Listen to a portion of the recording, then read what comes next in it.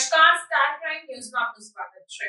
સુરતમાં state monitoring સેલે પાડ્યા પ્રોહી દરોડા. પ્રાપ્ત માહિતી અનુસાર સુરત શહેરના સરદાર હોસ્પિટલના ભોયરામાં વેદ રોડ નજીક ચોક બજાર ખાતે સ્ટેટ મોનિટરિંગ સેલની ટીમ દ્વારા પ્રોહી દરોડા પાડવામાં આવ્યા.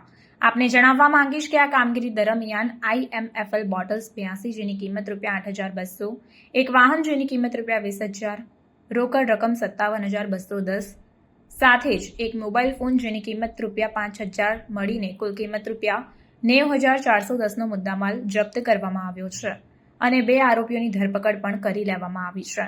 ધનુપ્રકાશ સાહુ અને ઋષિકેશ ગંગાધર સાહુ આ બંને આરોપીઓ ઝડપાયા છે, જ્યારે વોન્ટેડ આરોપી તરીકે સફીઉલ્લાહ મોહમ્મદ સફી શૈલ જેની અટકાયતના ચક્રો ગતિમાન કરાયા.